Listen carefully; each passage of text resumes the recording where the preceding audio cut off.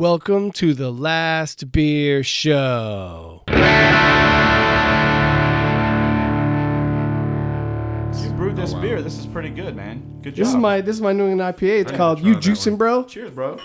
Cheers. Thanks for joining. This is pretty good, man. It's actually really good. I like the way he said it's actually pretty good. Look, you don't know what you're getting into with homebrews. I'm defending them. That's true. We got guests, and we're going to get into that in just a second. But first, Jason, how you doing? I'm doing good, man. Yeah? I'm doing well. Good month? How about yourself? I did have a good month, actually. I started a new job, and I've been hard at that job. And Bronchitis cleared up? yeah, bronchitis is cleared up. I'm not coughing like on the reg, so people can actually listen to me without coughing interrupting the show. Well, that should make this entire experience more enjoyable sure hope for so. all of us. Sure hope so. So what have you gotten into? It seems like it's been a few weeks, so there are some adventures I think we both have to share, and then we're going to get into introducing our guests. Yeah, so I'll make it short in a sense that I had the opportunity to go to Shelton Festival this year, which was here in Atlanta, and Lucky backdoor. freaking incredible. My wife and I volunteered at Shelton Festival on Friday, and then we actually got to go on Saturday and drink a massive ton of beers, and then after the Shelton I didn't Festival, know you volunteered. That's I new volunteered. information. I did And volunteer. April I didn't earned tell my me time. that. I earned So my time. I blame you. I poured for Bearded Iris, which is one of my favorite brewers in the country right now, they're out of great. Nashville. Great. I've said it before. I think they're brewing the best IPAs in the Southeast, and I'll do that. Say that publicly on the record, that on the whole, because that's all they The do. best IPAs, Northeast IPAs in the South. the best in the South, I would say for sure. And I had a great time pouring their Chase the Rainbows, a double dry hop Scatterbrain, and my favorite from them, which is Attention Please. And they are doing some amazing stuff out of there. So Cool. I had a lot of fun with that. And then Shelton Fest was on Saturday, and we drank an amazing amount of beers from Trillium and Monkish and Cantillon and Jester King Spon and Tired Hands and Carolina Barnhouse and Three Taverns and Can you slow down? I got to list all these in the show notes. Literally, there was a station at the back that was handing out bottles of pouring bottles of Westie 12. I had this amazing beer from Estonia from a brewer there called Pajula, which was insane, incredible. And then interestingly enough, my favorite of the whole event was a cherry wine from Frederiksdal in Denmark, and this cherry wine just blew me away. Wow. So we did that, and then after that, me and the fine young gentleman next to me tried to sober up over some pizza, and then we hit a bottle share at Three Taverns that was unparalleled. Three Taverns Brewery in Three Decatur, Taverns Georgia. Brewery in Decatur. Yeah. Can I Well, jump Eric, in Yeah. real quick? let's introduce Eric let's Jackson and Jason Jones, our guests. Yeah, Eric Jackson of Uncap Everything. You can follow him and check him out there. So say hello to Eric. What's up? and Jason Jones, who actually leads a really good beer tour kind of thing here in Atlanta called Hopspot. Yes, sir. Super cool. Jason Jones, and so Eric and I actually tried to sober up over Shelton Festival over some pizza and some hot chili. We had some hot. Forgot about that. I want to get back to that. That stuff was hot. Yeah. So she said. Well, we asked for pepper. She said, well, we have this Scorpion Carolina Reaper pepper powder that we can use, but you got to usually sign a waiver for it. And That sounds like trouble. We were like, let's do it. Trouble No. for sure. I No, think I'm not it was signing alcohol. Yeah, after drinking beer, though, like, come on. I'm not Mouth was signing burning. that. I said, waiter, I need it was another alcohol cup of water. talking, but we were like, yeah, let's do it. And about 10 minutes later, we were like sweating. Right. We were like, it hurts so Yeah. good. I mean, It tasted amazing. tasted amazing, flavor But- components, but it was hot as It was hot. it was, and we just kept eating it too. So we tried to sober up, and then we hit this share at Three Taverns called Dirty Shelton Fest, and man, there were 200 plus bottles. It was bananas, man. I saw pictures online. Jason I was blown away. So Eric was there. Jason was there. Jason actually, when I walked in, I Jason was already hitting it. Man, I was like 5 bottles deep, man. It was crazy. So what were your favorites from the share? Man, to be honest, I don't even remember. There you go. That's what it was like. I mean, it was just a pour and a pass. That's kind of what it was. Yeah. You know, there goes moderation. I really don't remember how many times I realized I didn't have my glass to go over and find it, and then realized I had no idea what was in it. I was like, I don't even remember what this is actually, but it's good, whatever it is. Yeah. I mean, literally, somebody was. We've been meaning to talk to you. This is an intervention. Somebody was opening a bottle every 5 seconds. It was every 5 seconds, man. It was crazy. Literally, there was nothing there. Bottles, there was nothing there that you could buy off of a shelf right now. Yeah. Nothing. Matter of fact, I was walking out. I was leaving. For us. I was leaving because I'd been there. I was done. I was tapping out, and I saw a crowd. I saw a crowd to my left as I was leaving the garage doors, and I was like, "Well, I don't know what that is, but I probably should get in on it." And it was a 2005 Cantillon Lou Pepe. Nice. I mean, it's a 12-year-old Cantillon Lou Pepe. So like that's the kind of share that it was. Yeah. Like, it was like that, and so we had a great time at Shelton Fest, and then also. So what's beyond whale? Like, you're the whale. Man. You are the resident whale hunter. Unicorn. What's past the whales? That was Moby Dick. Yeah. You know what I'm saying? Yeah. So that's dead on. Justin. I mean, again, there was I mentioned this, but there was a magnum of Russian River supplication, which I didn't know was possible. There were some people pulled out 3 magnums. A magnum, that's usually like the $200. And we're not talking about condoms, ladies and gentlemen. we're not talking about exactly. We're talking. He's not. We're talking about. I didn't bring up my magnum. He didn't. He was. There were 3 of those magnums pulled out at this event. If that tells you anything, and so that event was great. Shelton Fest was great. What kind of beer was the one with the Biggie Smalls? Notorious.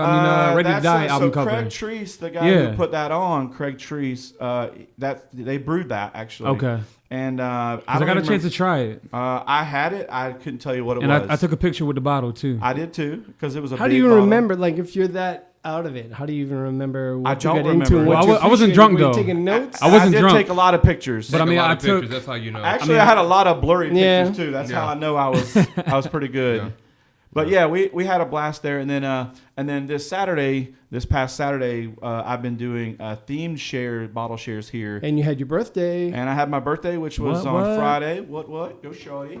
And I did a big Funky Buddha share, which was Funky Buddha plus, as we ended up with 30 people, 80 plus bottles, and it was... That's taking +1 to the next level. It was a really good share. So we did that on Saturday. We drank a bunch of Funky Buddha beer. We talked about them on the last show, being acquired by Constellation. Yep.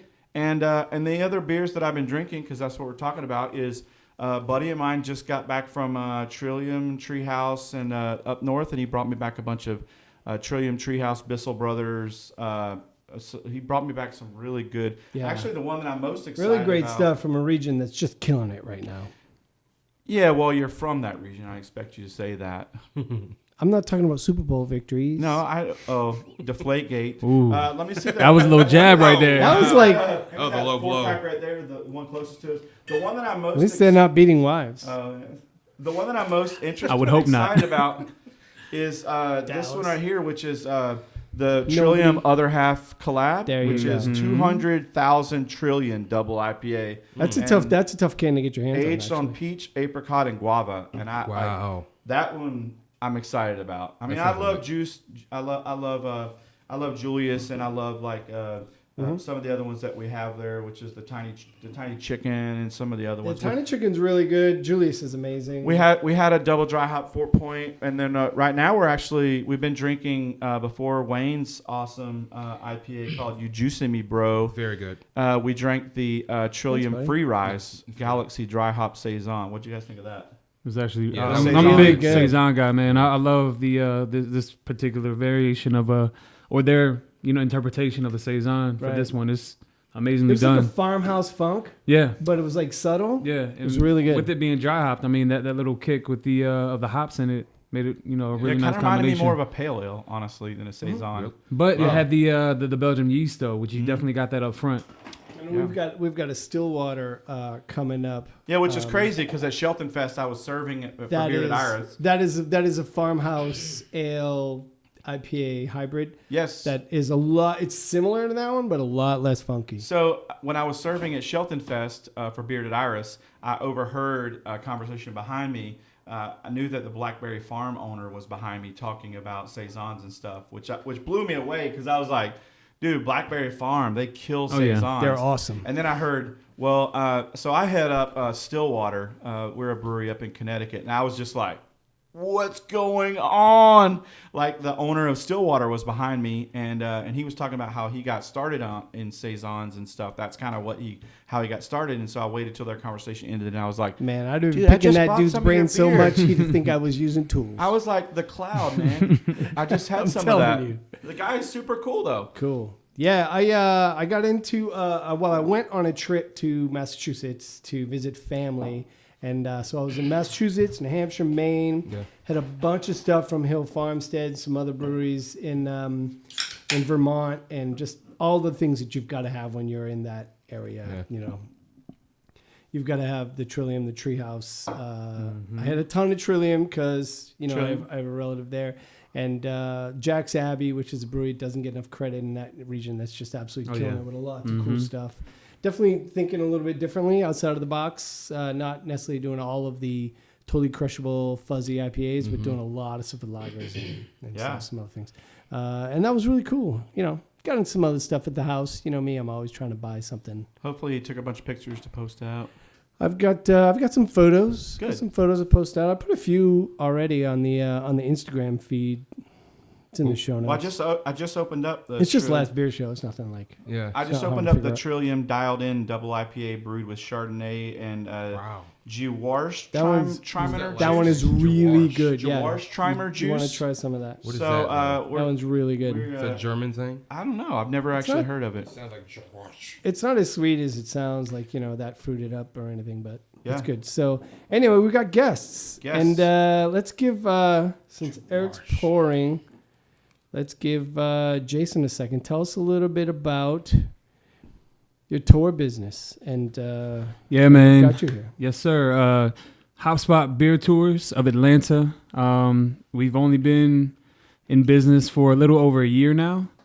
It got started. I was actually on a beer tour in Indianapolis. Mm-hmm. And I remember kind of just, speaking with the tour operator, like looking at him and like, oh my God, you drink beer, you get to hang out with people all day. Man, it's got to be such a great gig. It sounds terrible. Yeah, right? So I'm sitting there like dreaming because, I'm an entrepreneur at heart. I'm a dreamer, all that good stuff. So I was just sitting there thinking like, hey, why don't we bring something like this to Atlanta? So I was texting my wife, hey, let's do this. Let's start getting the ball rolling, blah, blah, blah. Mm-hmm. And she was all for it. And, come to find out there were already, some people doing the business here in the city. However, they had their own little twist to it. I want to bring my twist to it and really be able to serve the city and the people who are visiting. So we did about a year of research, built some relationships, even did a little a GoFundMe to try to get, some money to start the business along with everything that we had, saved up. And then from there, we just did a couple test runs. And then we launched the weekend of Labor Day, 2016. Yeah, 2016. So got it going rolling, and we've been going on strong ever since. So it seems like most of the pictures that I see from your tours they're pretty packed. But another thing that I noticed too is that they are incredibly diverse, which I think is really cool because again, those tours have this kind of perception of being like these kind of frat fest or bachelor party kind of things, and that's not at all what your crowd seem like. They seem like they're genuinely into it, but it is a more diverse crowd actually. What's the URL where they can find Atlanta area residents? www.hopspotbeertours.com, and that's HOPSPOT. HOPSPOT. Okay. Yes, sir. And it's not just so I can get it in the show notes. Yes. All right, it might be just so I can get it. But now everybody's heard it too. Well, cool, man. Thanks. Eric, tell us a little bit about your jam. Yeah. Uncap everything. So I'm brand new to the the old craft beer scene as well. But you would never know. Brand new? Yeah. I don't know. Yeah, You're talking like- good game. You came in really dude. strong, dude.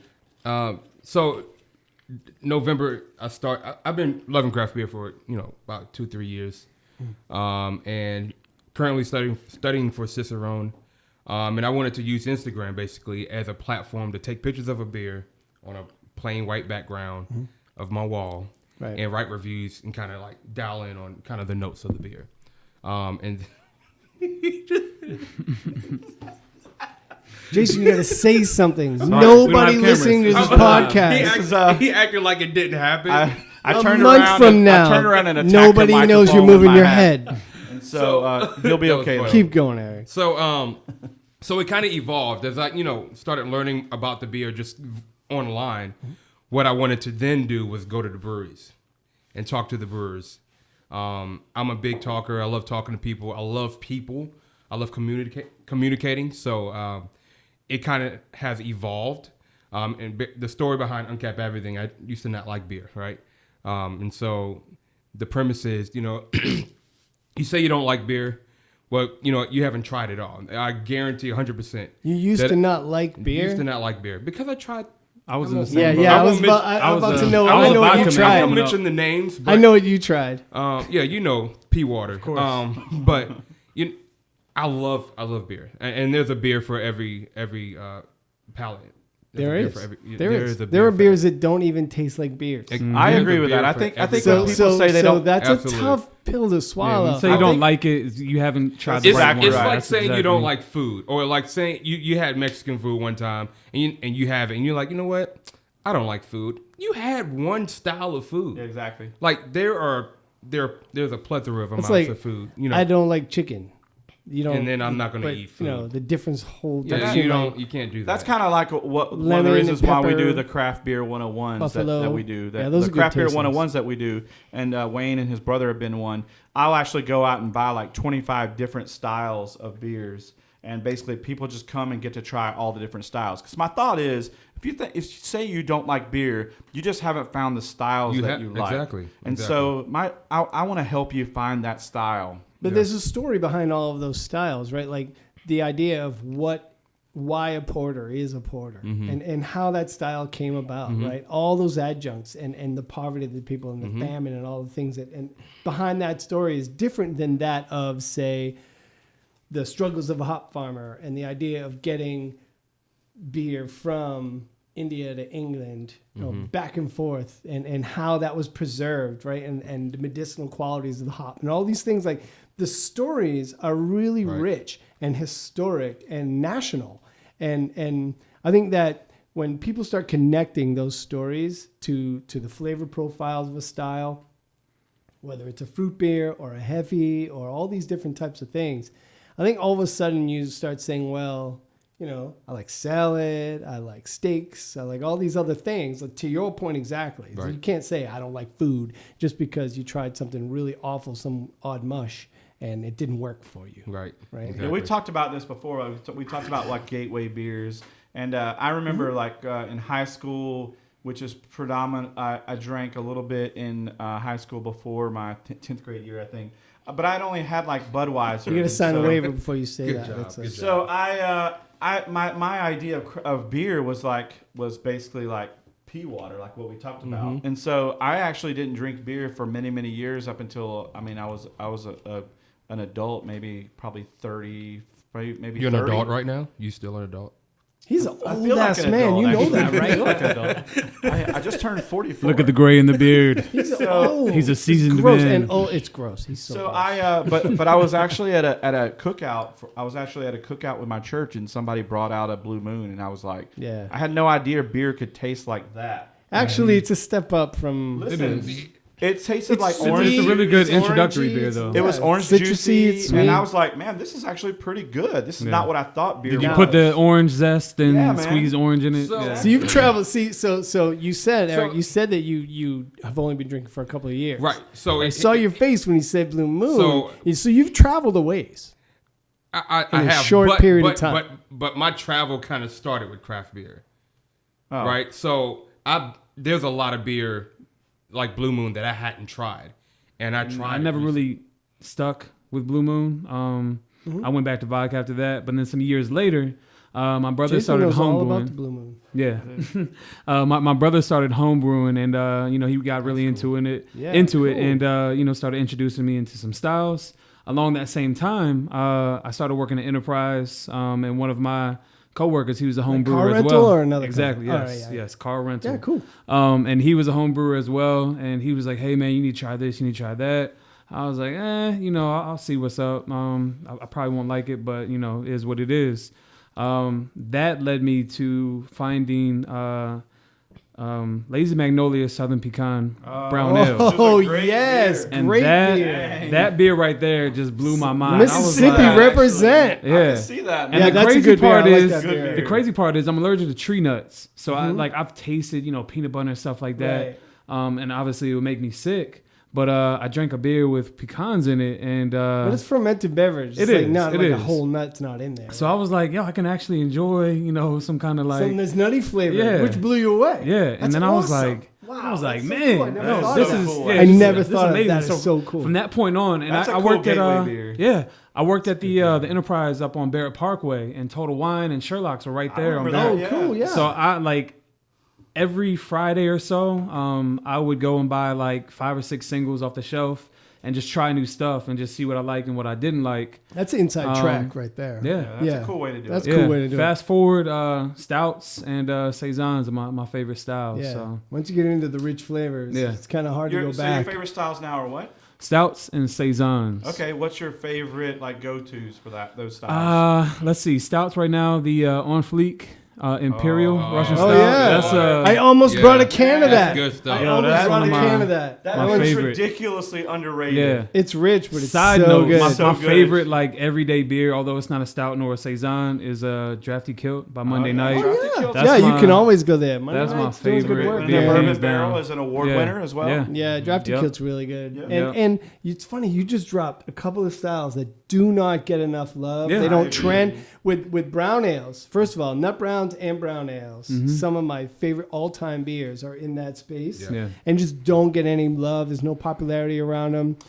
And Surprisingly, one of Jekyll Brewing's biggest and most selling beers, best selling beers, is their Cooter Brown Cooter Ale. Brown's fantastic. Yeah. That's the first one. A that lot of I had people from made Jekyll. them. They kind of The went Cooter away. Brown. I saw was- Sweetwater. They're they're brown. bringing Yeah, Georgia Brown yep, back. That came Yeah, back. I was bummed I when wish it was A-Town gone. Brown. Like I like Now that if they just one. bring back the Exodus Porter, Yeah. which was they got rid of their best beer. I don't understand that. Yeah, but brown ales, man. I think brown ales are going to get a renaissance here. They Because Coors should. I mean, everything is Coors and cyclical. Dunk Brown. I'm telling you right now. What's that? Coors and Dunk Brown. Belgian. people are making I'm here to notes. tell you right now that is the first brown beer that will blow your socks off. Coors and Dunk, spelled as ridiculous as you're thinking right now. Yeah, I was about to ask how you spell it. He See what likes I'm- a lot of if you these see what I'm crazy It's a typing, C, it might be Coors and really off. Dunk. No, it's Belgian. It's Belgian.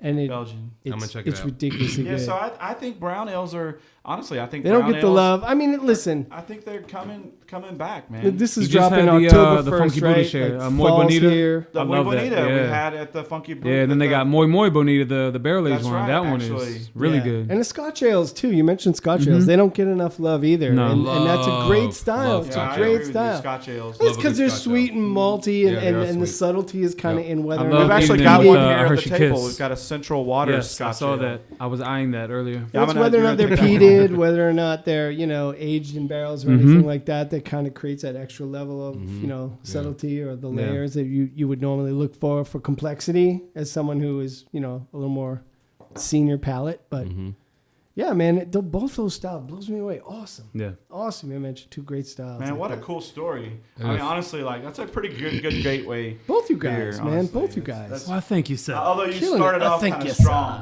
I mean, Now, if I could do a little deeper.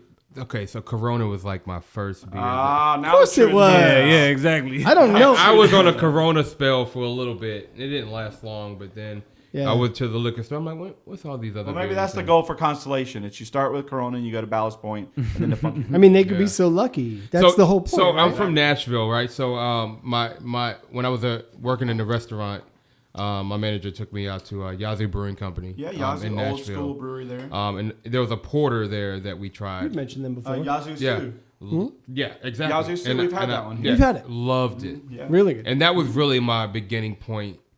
And to this day, porters are probably the ones that I'm looking And for. Yazoo's been doing it for a while. Long Yeah. time, Right, so Yeah. there are these breweries that are like these regional breweries that have been consistent Yeah. over and over. And they started making great styles 20, 15, Yeah, that's 10 like Red years Brick ago. here in Atlanta. Right? Yeah, that's another great one. And you kind of forget about them as trends come and go. The New England IPAs a couple years ago, everything had pineapple in it. And then, the Gueuzes dropped. And these things, they are always trends, and trends are great, and we get a lot of great flavors out of them. But sometimes we don't always, appreciate the real Those base core styles. those core styles Yeah, that have classic been is there. a classic. They've been there for centuries, and there are breweries that are doing them to the T, correct, on style, that are just tried and true, and they're proven. This week I bought because fall's coming. Fall's basically here. It's here. Definitely Well, today. they are when they're listening to this, because this is the October 1st episode. Nice. So I a bunch of Bamberg breweries, and I mentioned I lived in Bamberg. A bunch of Bamberg beers dropped, and I got some in my local bottle shop. All these like the Hells and the Heffies and the Pilsners. Just a big shipment came in off of the boat, straight off of. So you find me the Yeaver, the Pinkus, any of those like. Oh my God, the Oxling Kurla is just killing it. Their Marzen and their Rausch beers. I'm a sucker for a Rausch beer. Sucker for a Rausch beer. Yeah. So I just spent a whole bunch of money at the bottle shop getting all those German beers and all these bottles because they're only 5 weeks old. Yeah. We get them so fast now. Yeah. Right? We get them so fast now. It's like you can't not get these guys. Their yeast strains are centuries old. Like they're so good. What's up? Nothing. I want to get back to their stories. I want to get back to that. We're getting into that. Yeah, we got to build a segue, not just stare at me. A segue. I'm gonna cut all this out. I want to. Man, there's so much I want to ask. that I'm just like. Well, we got through chomping personal history. Yeah. We Right. did. Check. Yep. That's right. And then what's next? Man, I want to know. We talked about businesses. I want to know about what your experience in craft beer is as an African American. Like, I want to know what that experience is like for you, and I want to know, what are some things that you've kind of noticed that I may not notice, or things that you think breweries might need to take notice of. Because obviously, Jason, you're in them all the time, right? And honestly, if anybody can tell us what that's like, it's you. Because I don't know what it's like to walk in. I know that there's places that I've walked into where I was the super ultra minority. I know what that made me feel like, and I know I noticed certain things. And it's old. You're the old guy. Yeah, I'm the old guy. I'm the guy with gray hair and a gray beard, and I wear these hipster tennis shoes, and people are just kind of perplexed by me. But I want to know what that's like. Like, what is that experience like? And is there something that we can learn from that, I guess? Sure. I mean, just starting from the beginning. When you walk into a brewery, you know how many black people are in there. I mean, you can see, and you might be able to count on one hand. Sure. So for me, when I first started the journey, my craft beer journey, as well as Hopspot, I can't say it was all right. So it was a little awkward, yes. But where I am now is totally different. But I'll walk in a place, and all eyes for the most part would at least glance my way, might stare a little bit, not necessarily, oh, what are you doing here? This is, our place or whatever. Although there might be some people thinking that. But I'm a people person. So, I'm going to go and I'm going to sit down after I get my brew, or actually when I get my brew, I'm going to talk to the people who are serving it. I want to know a little bit more about, this particular brewery, the culture of the brewery. Hey, who brews it? I want to shake that person's hand. After that, I'm going to go sit down, take my time drinking the beer. I'll talk to whoever's next to me, maybe ask for some suggestions and things of that nature. And, kind of get a pulse of where that person is in their craft beer journey, and kind of talk about that. Sure. But where I am now, I can walk in, any local brewery, and I can basically walk right in and talk to the people who are brewing it. Well, your business is interacting with breweries. Exactly. So they're going to come to know you. Yeah. In particular, Scofflaw Brewing. I mean, I can walk in there, and it's like family. They're my local brewery. They're the closest one to me. Maybe 5 or 6 miles away. And I should mention that Joel from Scofflaw Brewing was actually going to be on the show tonight, and he's on his way here, so he'll probably join us for the latter segment. So those guys are crazy. We're gonna give some love to the guys over at Scofflaw Brewing. Yeah, those guys are crazy. So I just want to make notice of that because he'll probably join us. He'll probably join us in the middle of this, and it'll be a little bit jarring. We'll mic him up. But I told him to still come. But so Scofflaw. Yeah. When I walk in, I mean, I'm making a beeline for, the register, if not the bar. And, I know all these people now.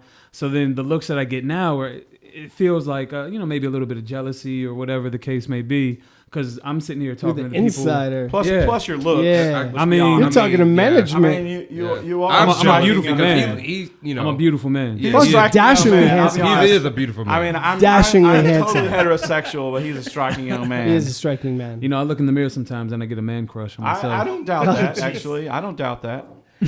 All right, easy. It's again, because of my journey and the business that I do, run. It's a lot. The experience is a lot different. However, I'll still be a lot of times one of the only, people of color inside the brewery, and that's not necessarily a reflection of the brewers themselves all the time. I don't think that's rare. No. Is it? No, I notice it. I mean, I notice it that when I have friends who are black who are in a brewery, I notice that they're usually the only ones. And I always think to myself, hey, is there something that we can do to help with that, Yeah, and I think I'm pretty sure we're going to get into this a little bit later, which I'll probably go into more detail. But the history of craft beer isn't, diverse at all. It's not. And I mean, that trend has... It's homebrewing nerds who used to play D&D. Exactly. So, you for the most part, people hang out. They go where, people look like them are. And it's a matter of comfort. And that's what it is. And the people who are, brewing the beers are going to brew beer with people who are like them and like doing what they're doing. So naturally... a person of color who's not necessarily exposed or educated to the options of craft beer that are out here, it might not necessarily be their hangout spot until, somebody like me comes along and says, hey, there are better options out here, or there are more options out there. Let's explore them.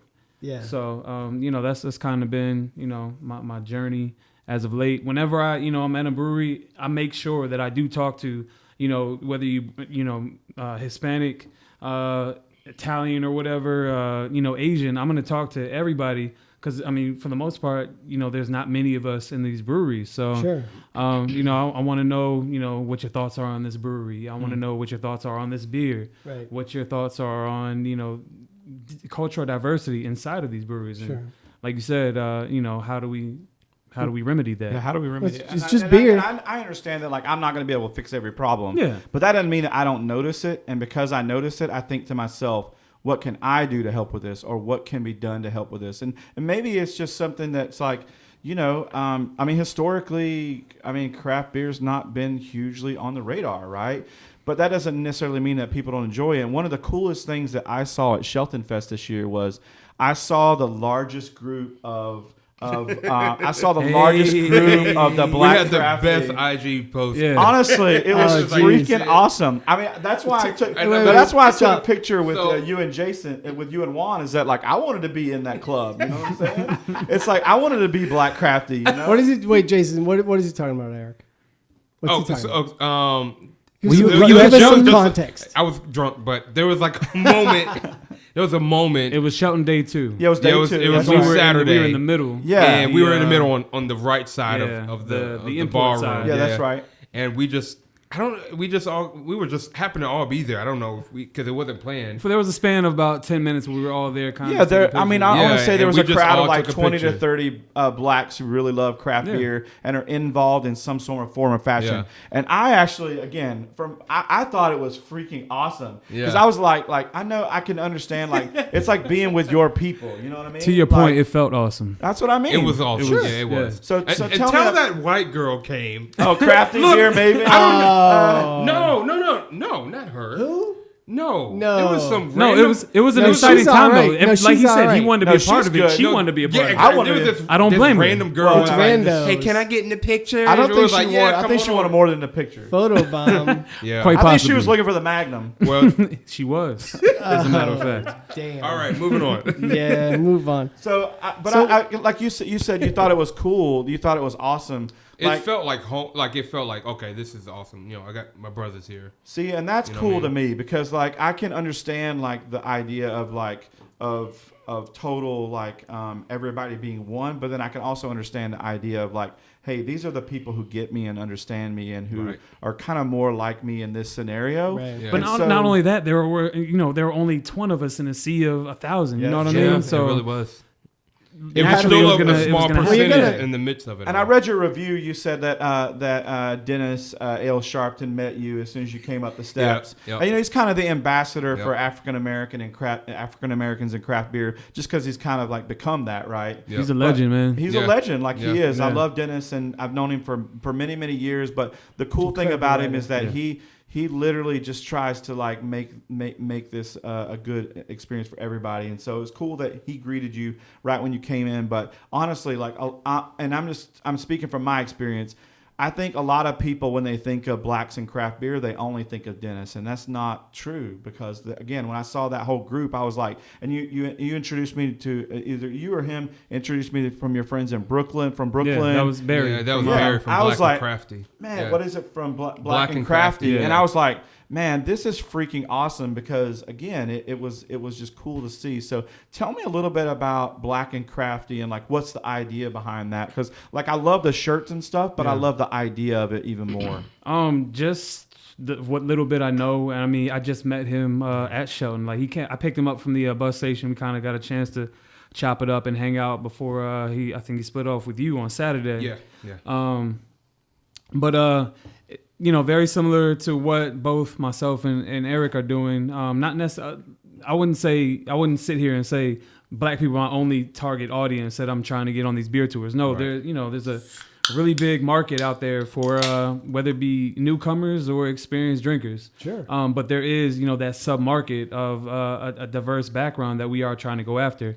Likewise, him specifically, his T-shirt company is to expose people and educate people to the options out there. Very similar to what we're doing with our beer tours. Mm-hmm. But with his T-shirt is really just it's celebrating the fact that hey, I'm a black person who loves beer. Exactly. And again, there aren't too many people like that in this market. And he's really celebrating the fact that hey, I'm a black person. I love beer. Let's get a bunch of black people together who love beer and let's show them that we love beer. And that's Sure. exactly what happened Yeah. at Yeah. Shelton Fest. Yeah. We just opened, what is this? The Evil Chunky. Twin. Evil Twin Sumo and a Sidecar, which is an apricot-based, apricot-added pale ale, right? Mm-hmm. So, and we're joined by Joel Franklin, Scofflaw Brewing. What's up, Joel? Hey, how's it going, guys? Thank you for having me here. Glad to have you. Good to have you, man. Welcome to the fray. Yeah, Hey. welcome. So what do you As they do say. over there at Scofflaw? So right now, I am lead cellarman and brewer in training. Brewer in training. Nice. That's awesome. Yeah. Kudos, man. That's awesome. Thank you, guys. Thank you. Yeah, thank thanks. you. That's good. A lot of people be envious of that role. It's not as easy as one would think, but it's definitely well worth it for sure. Backbreaking work.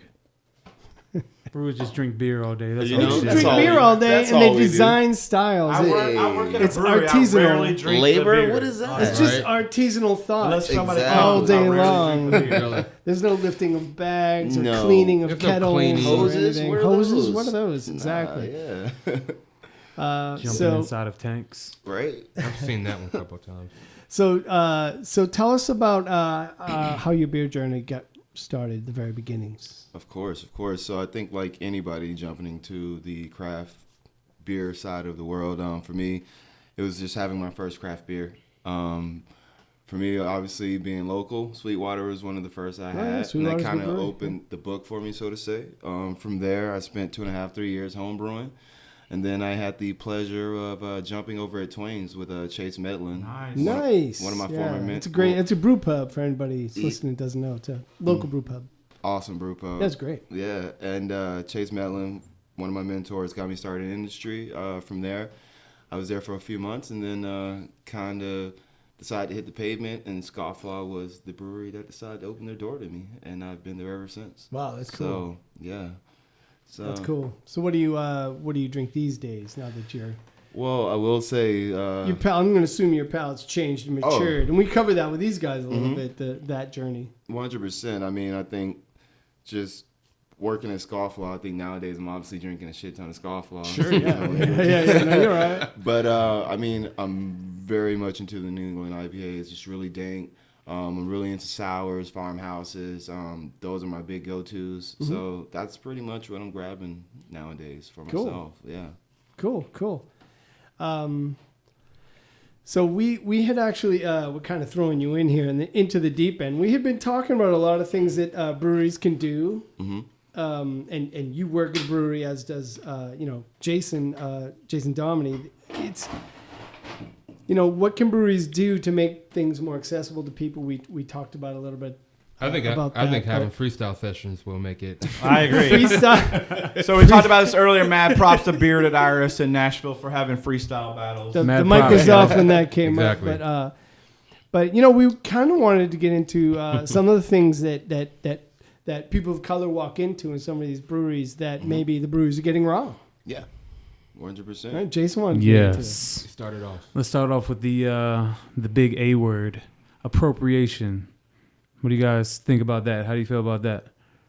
I mean, it's definitely, as far as I'm concerned, in the craft brewing community, not so much a problem, but it is definitely noticeable in the sense of harking back to when you see certain breweries do certain events, and I think purely only for a sense of they think this is the right thing to do in order to seem a certain way.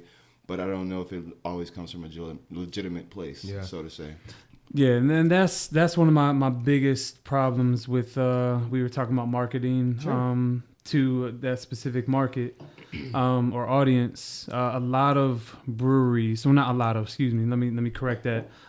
There have been breweries that have really went the totally wrong direction with it. You can even look at can and bottle designs. There is one actually behind me with a very busty black lady, and the beer is actually named, I guess I don't know if I can say it, but you know what I'm saying. Okay, Sexual Chocolate. That's the name of the beer. The label has a black woman on it. It's very like classic busty. 70s blaxploitation movie, which is kind of the way I took their motivation, I guess. Yeah, and like they think it's camp, and you're like, wait a minute. That's no, it makes perfect sense. No, and then what was it? There was another brewery who they released a beer, and they've actually taken it down since. There've been a few that have done some really racy things with labels. Yeah, this one in particular though, it was an IPA. I think it's 24 karat juice or whatever. Yeah. So in order to promote it, they had like the brewers and some of the the owners or whatever. Yeah, I don't want to say the put grills in the mouth. Had like full finger rings, all gold, like, sunglasses, hat backward and all that, like doing the pose, the jailhouse pose and stuff like that, like super corny stuff. Like, hey, we're doing a 24 karat gold everybody? IPA. Yeah, like instead of just the 2% that are in jail. And not only that, like you're brewing a beer and, putting this on the label and promoting this can release, but you're not doing anything for the black community or the black culture, the hip hop culture specifically by doing this. They thought that was hip hop culture, exactly. But that's not the genesis. I think that people got to realize. I think people do that. Hip hop is synonymous with black culture, right? Mm-hmm. So Absolutely. I've seen a lot of you got the West Coast style IPAs and you got East Coast style, and you got Biggie on one can and Pac on another can. Depending, if you don't know the person, then you can kind of make assumptions. But just seeing those type of images, and you know what? I have a problem with exploiting someone else's celebrity to begin with in a general way, regardless of race. Right. Like, don't drop a Johnny Cash pale ale at any point in time. It's not okay. I guess it would be a Johnny Cash stout because all black, right? Yeah, exactly. The man in black. But you can't bypass the meritocracy. And I don't think breweries need to stray from who they really are. That's the thing is that I think breweries just be who you are. Yeah, we're not asking them to. We're not asking them to either. Yeah. That's well, not I'm fair. saying Well, it from the point of trite. playing this to attract. I agree with you. That's what I'm saying. That's corny. Just be who you are. But I think it's when, because I said this, like people. Unless it's freestyle night. We'll mark We're going to this do as that by the end of this We'll conversation. mark this as explicit, but people can smell bullshit from a mile away. Yeah. And like when you smell something that's like, this isn't right. Like you look around, it's a bunch of like country redneck folks and you're playing Outcast. People are like, this doesn't really add up. You know what I'm saying? So like, I'm not saying don't be who you are, but be who you are. And if you're welcoming, everybody's going to know that and see that, right? Mm-hmm. So just create a welcoming environment for everybody. Yeah. But I think that, again, just like playing a random Outkast album in the middle of a day, that would never float anyway, because honestly, it would alienate the people who are there who think that you're one way, and then it would alienate the other people who say they're not that way. You know what I'm saying? Yes. You're not going to win in this, right? So what's another blind spot? The actual marketing to attract that customer, in my opinion. Mm-hmm. I think that's another big misstep that breweries are not necessarily taking advantage of. Mm-hmm. The authenticity, number one, has to be there, but it needs to be done in a way that will actually grab the attention of that audience and actually make them gravitate towards your brewery, your product. Mm-hmm. And a lot of breweries are not taking advantage of that, whether it be because they're not marketing at all, or it's just not on their radar. But right. So is their marketing isolating and targeting a very specific group, or are you saying that a lot of them are just kind of doing it willy-nilly and it's coming from the heart, but the heart doesn't necessarily connect with? It can definitely be a combination. Different types of people. For me, in what I've seen, it could definitely be a combination of everything you just mentioned. But from what I do see, a lot of the breweries who are marketing, it's really only on a release. It's not a everyday thing, unless it's, of course, they have their stuff on the shelf and they have some big display. That's really about it. But there's not a big effort being made by any one brewery that I know of, trying to really attract anybody, any diverse market, if you will. An honest outreach. Yeah. It's interesting. And just to hit that on from another angle, so to sense, from just maybe my perspective as an employee, you were asking about blind spots. Sure. I think one of the major blind spots is, I think when you walk into a brewery or any place of business, you want to be able to see that they're not just one big group of the same type of people. You want to see a diverse group. You want to see that those people are intermingling. And at the end of the day, I think a huge part of that is because we don't have enough minorities in breweries actually as workers. As employees. In the front office, tasting room staff. Right. Yeah. And even to go as far as even production as well. I think it goes both ways. I think, it does something to see, me being a black person, I walk into a brewery and I see black guy on the brew deck, that does something for me, and that goes for anybody, but just to see that difference, I think that is a very much so lacking aspect. That's interesting. That is interesting. Something that I didn't think about. Obviously, as we had this conversation, I'm thinking about where the brewery where I'm at, and I'm thinking about what's the diversity at the brewery that I'm at, and you talk about production staff. Those are the guys who can and bottle every day. They're lifting kegs. Mm-hmm. Those are the guys that really do the bulk of the back end work, right? The brewers brew the beer, but the guys that actually can and bottle and palletize it and make sure that it gets out, those guys are the ones that are doing the bulk of the back end work, and they really don't get a lot of credit and action for it. So, but at the same time, again, it's got to be, what is your brewery doing across the board to encourage diversity? And we talked about internships.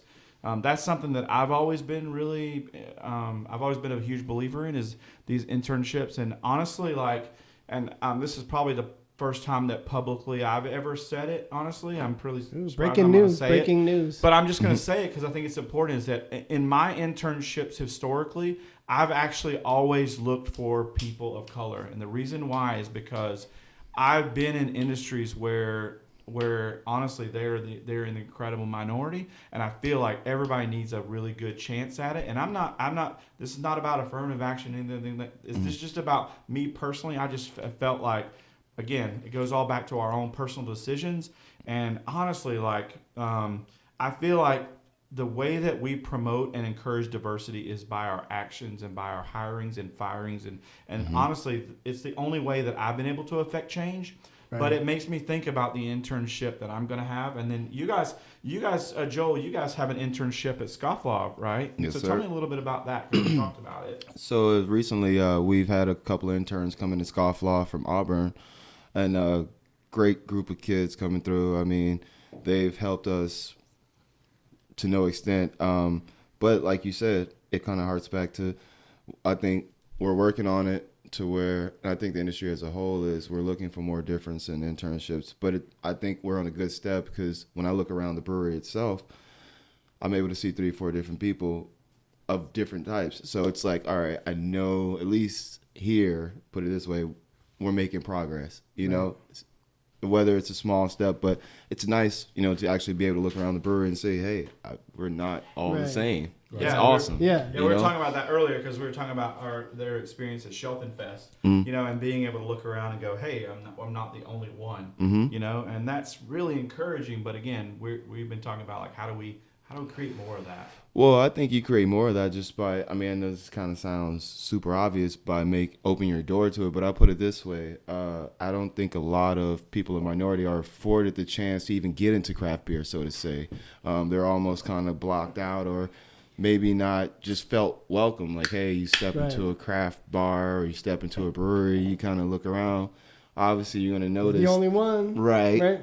And at the same time, most minorities, well, I'll put it this way, a lot of my friends, they aren't drinking a lot of the same stuff I'm drinking. So I think it's a matter of introducing people to these great profiles. And, hey, know that just because mass markets like to tell you malt liquor is all you want to drink, guess what? These IPAs, these sours, these farmhouse ales, that's a whole nother window. And I think we just need to do a better job of opening that carpet to people coming in. And I think if you do that, and like we said, harken back to a not artificial way, you're just coming from a good place and just wanting everybody to enjoy your beer.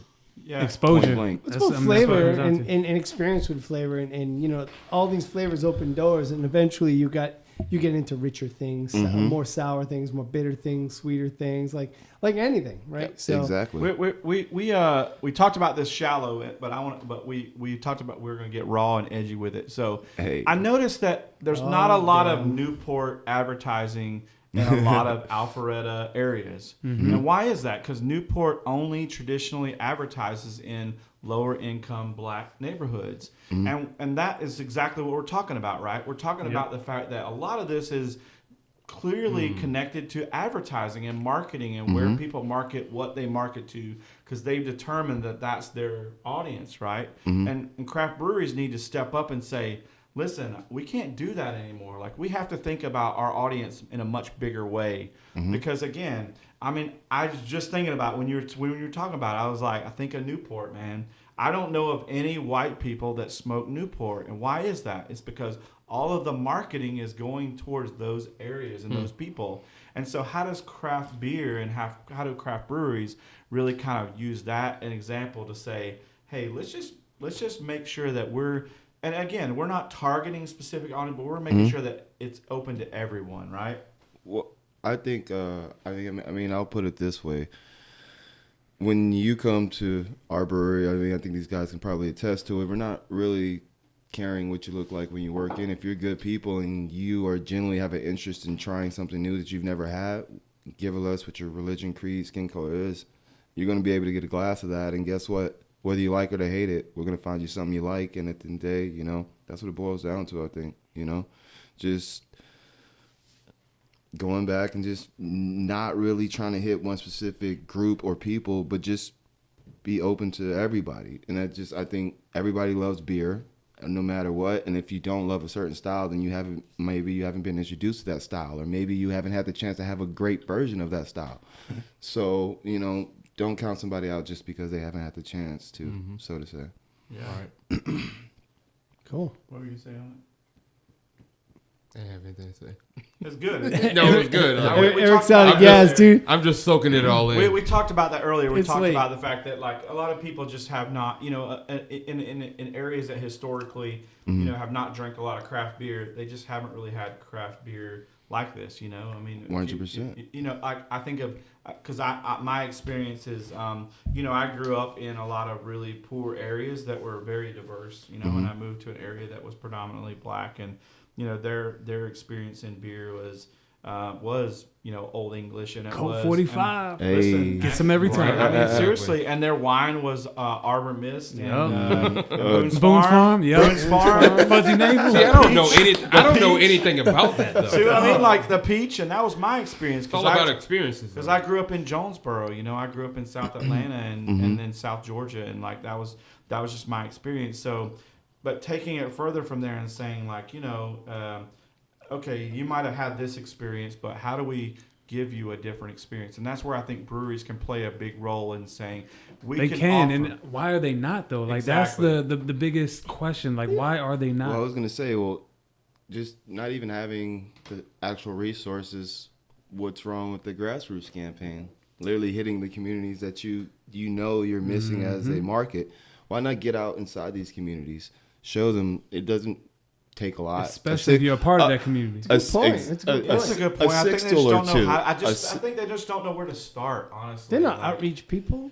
I think it's a matter of just asking, though. I mean, like I think what community, no matter where you're from, who you are, who wouldn't love some type of just community gathering, social fellowship, no matter who you are, just introduce you to something new, introduce you to your neighbors, introduce you to, and so I think that to a certain extent, I 100% agree. A lot of breweries, unfortunately, do not have that resource, but I think a lot of them also don't realize that you don't need those resources. You can hit the backyards and take it that way. Well, but they're so busy. Family reunions at the park.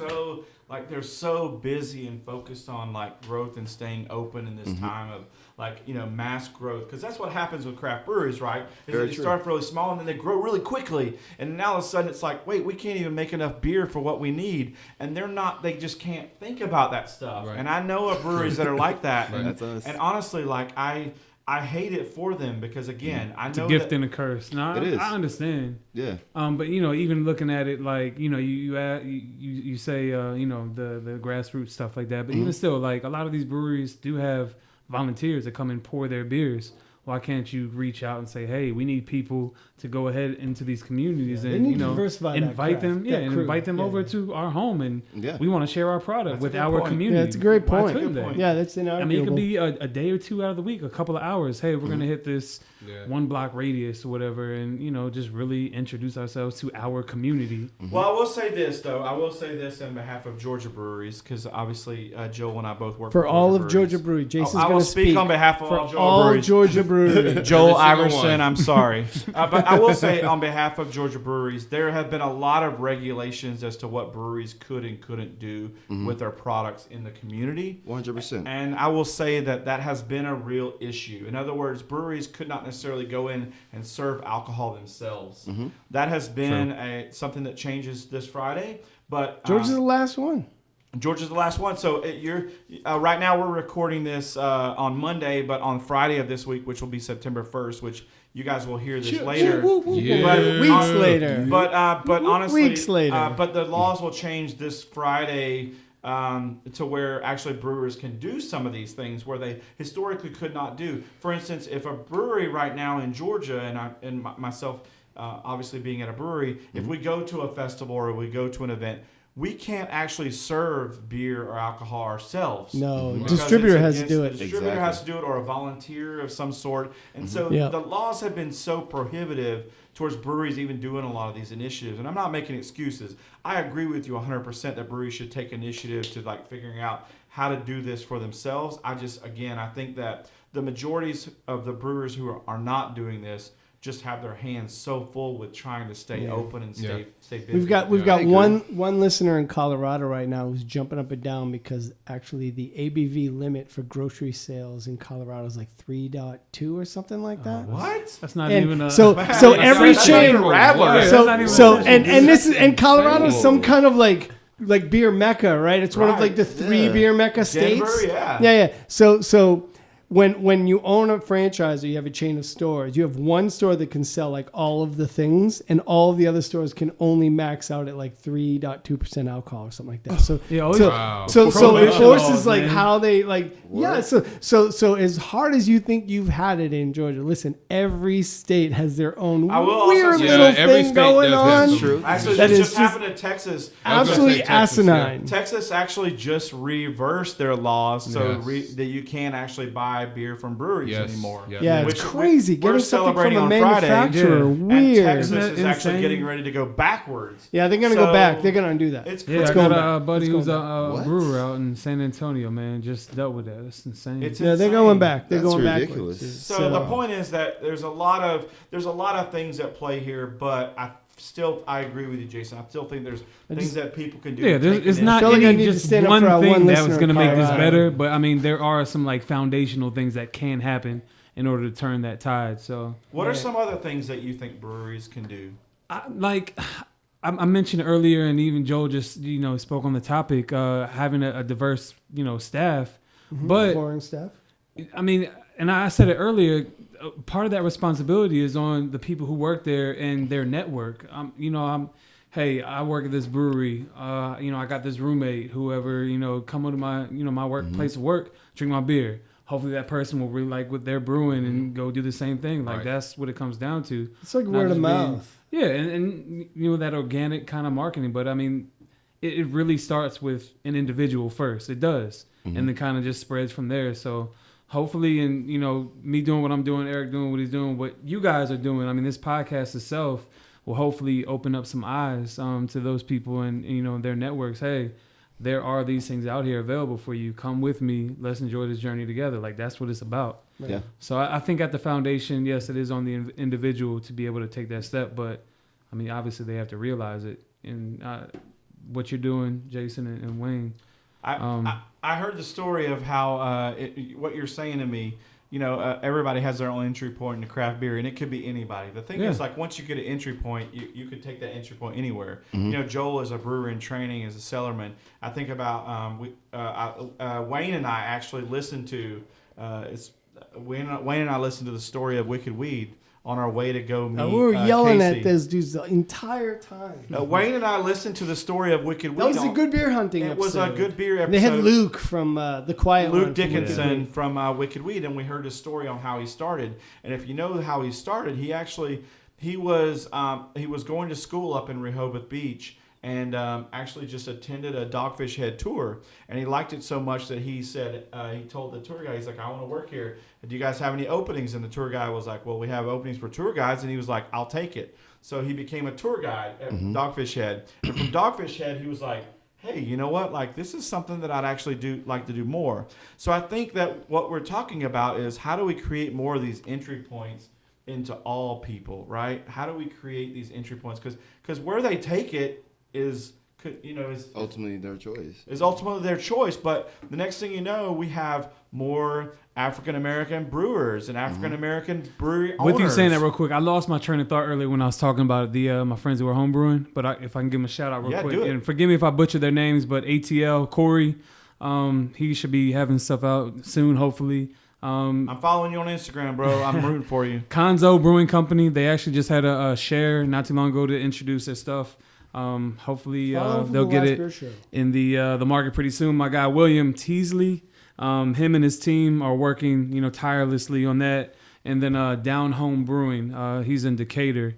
He's making some good stuff as well. Yeah. So be on the lookout for those guys. That's my neck of the wanted woods. To come back to that because I forgot what I was talking about earlier. But no, that's good. Those three guys are brothers, man. They're home brewing, looking to make it pro within the next year or two. So keep your eyes out for those guys. No, that's good. I saw that Dennis L. Sharpton was at ATL. What's his name again? Corey. I saw that Dennis L. Sharpton was at Corey's place this week and trying some of his beers. Yeah.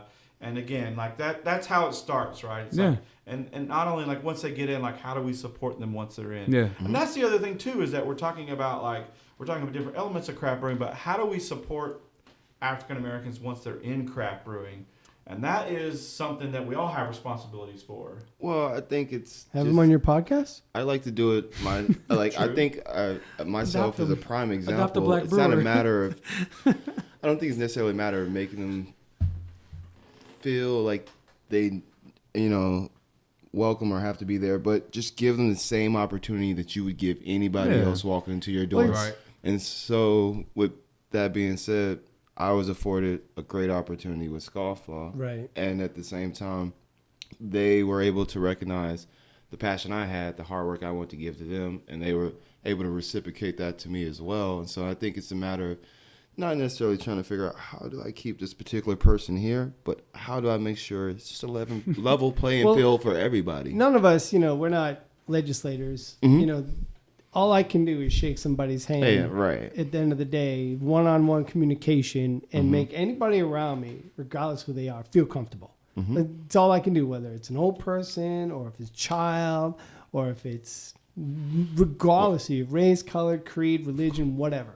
Like, if you're there and we have a pint and we're tasting something, we're standing in a room and we're doing it, I will typically ask somebody, what do you think about it? Like, and it's happened. A few weeks back at Three Taverns, I'm standing there and I've got that basil cucumber sour they've got going on, which is fire. like that. Dude. Pretty It damn is good. fire. Yeah. So I'm standing there and Jason and I talked about this a couple episodes back where we talked about the crowd is actually really diverse, just not in the way we kind of had expected it, where it's not a bunch of 30-year-old males. Nice with the open. Yeah, that was You like that? So what? Like it was like Right. Sexy. Sorority girls, and there's like a wedding party, and there's like a bunch of frat dudes, and there's a bunch of hippies, and a bunch of black guys, a bunch of white guys. all Everything different going types- on. Everything's going on in this room. Yeah. Which I remarked. I was one of my brothers at the time, and we both remarked like, this is a really fantastic room. Like. We've got to remember that we're in this room. We had this consciously. We spoke about this. We were like, we got to remember that we're in this room on this day, and that this is what craft beer looks like, because it was a really fantastic thing. So I mean, we struck up conversation with some different types of people. Like what I know it's red, so I know they got the raspberry sour thing going on, right? So I'm like, so what do you think about that? What is going on with that? That's all I can do at the end of the day, and it's all any of us can do. But that's is the within best start. arm's reach. Right. All I can do is within Square what's one. within arm's reach. And if you do a good job with that, and if I know it's a little hippy dippy, but the idea would be not at all. if everybody is just going and interacting with this community and with these businesses and with these products in a way that makes the people around them feel like they are part of the community, like then that's the start. Like that's the start, and that at the end of the day is what we can affect, and that's kind of what I want to affect. And I think, like you said, that starts from square one, just from the next man to the next. Like, how can I reach out to the guy within arm's reach of me? I'm a tiny chicken.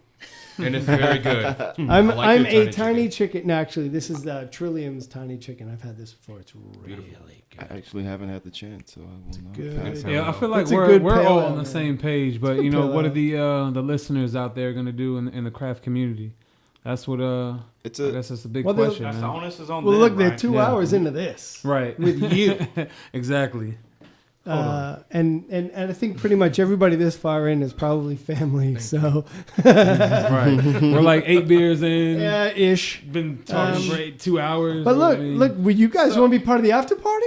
Hey, I mean, There's an after party. I'm We there. have to party. We have to party. We have an after party in a couple. So you're gonna episodes. freestyle? That's I just wanted somebody to. only if you jump in, Eric. I'm in.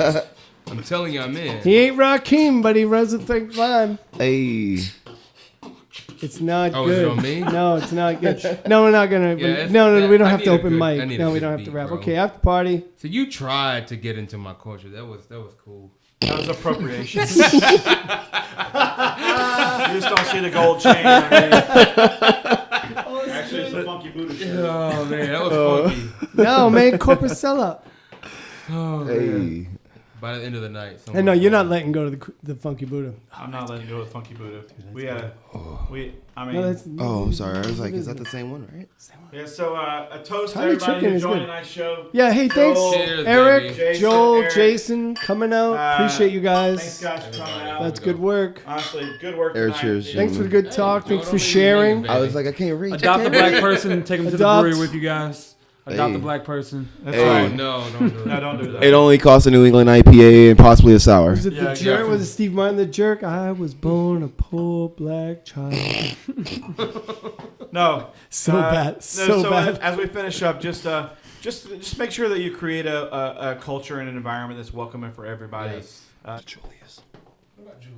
Julius. There's a can. He's staring it down. There's a can of Julius. No, Sumo and a Sidecar? Oh, that's his Julius. Dude, I'll open it with you, man. Seriously. So in the after party, we usually talk about feelings. I would love Feelings? that. What kind Feelings. of I'll feelings? definitely open it with you, man. Thank About you, business, about brother. Put that thing in life, ice. marriage, Do we record love. these feelings? Jason, Yeah. you're the. Okay. Nah, man, seriously. Beer's only The meant to after be party, shared, you'd be man. surprised. People That's the go only way to down. look at it, brother. I only get beers that are meant to be shared. So I'm waiting on Eric to drop a beat. Hold on, man. That's the after party. This will be the most after party that we've had then. Right? Hear anything. I mean, you don't usually freestyle Yes. after our after party. Yeah, no, you're not going to hear me rap. I gave that up years ago.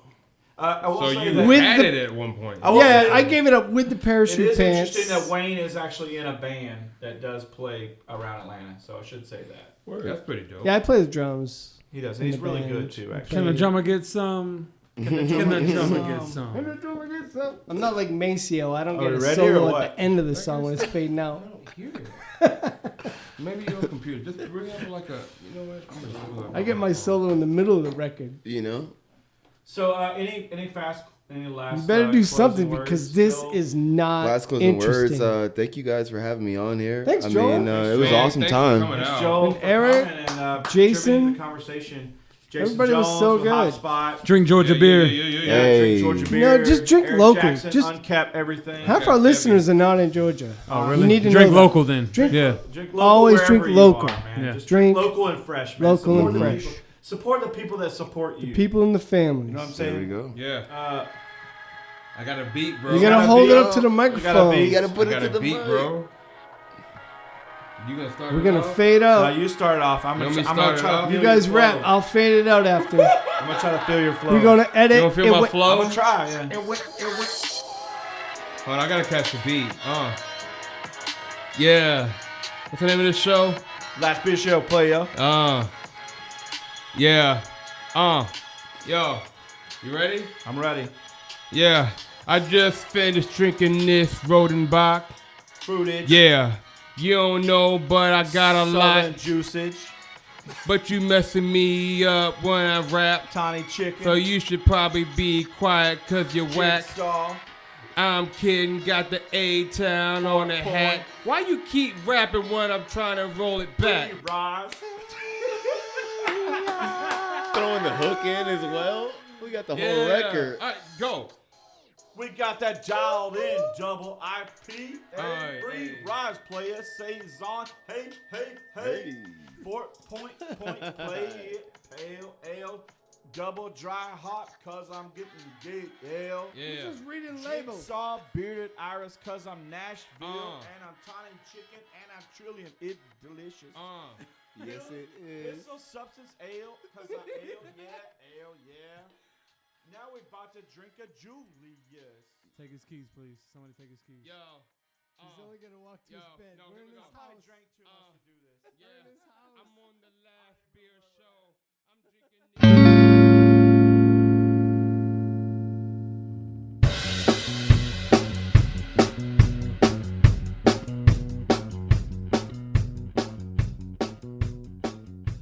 If you have a question or something you would like us to discuss, drop us an email, sip@lastbeershow.com, or hit us on Twitter, Instagram, Facebook at The Last Beer Show.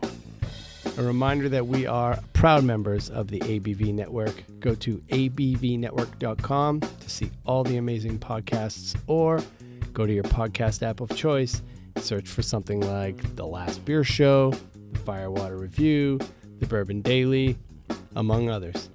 And if you really want to have a good time, go to Instagram and follow the hashtag ABV Network Crew. There's always all kinds of stuff happening on there, and it's a lot of fun. So anyway, thanks for listening. Peace. Oh, wait. One more thing. Please do us a solid and go to iTunes, rate the show. We would be extremely grateful. Thank you very much. Thanks again for listening.